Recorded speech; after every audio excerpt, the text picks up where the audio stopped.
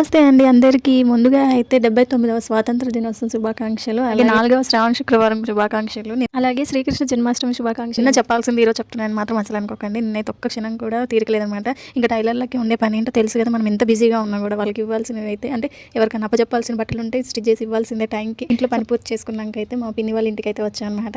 వీడియోలో కాబట్టి పిన్ని అని చెప్తున్నాను, డైరెక్ట్గా అయితే మేము ముద్దమ్మ అని పిలుచుకుంటాము. ఆంధ్ర సైడ్ అయితే పిన్నిని ముద్దమ్మ అని పిలుచుకుంటారనమాట.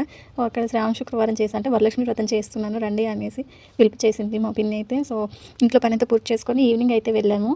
వెళ్ళినప్పుడు అయితే బాగానే వెళ్ళాం, కానీ ఇంటికి వచ్చిన తర్వాత అయితే వర్షం ఫుల్గా పట్టుకుంది అనమాట. పూజ మాత్రం చాలా అంటే చాలా బాగా చేసుకుంది.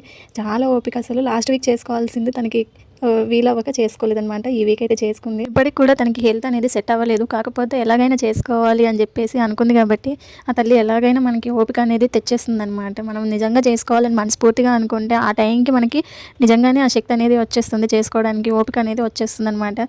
పూజ మాత్రం మంచిగా జరిగింది. పూజ అయిపోయిన తర్వాత వాయినం తీసుకోవడానికి వెళ్ళాం. చెప్పాను కదా, ఇంట్లో కొంచెం అర్జెంట్ వర్క్ అనేది ఉండడం వల్ల కంప్లీట్ చేసుకునే వరకు ఈవినింగ్ అయితే అయిపోయింది.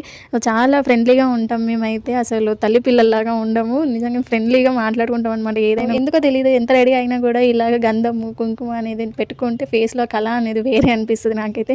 ఇంటికైతే వచ్చేసాను. ఇప్పుడు మీరు చూస్తున్నారు కదా, ఈ బ్యాగ్ అయితే మా వారు నాకు ఎంతో ఇష్టంగా కొనిచ్చారు.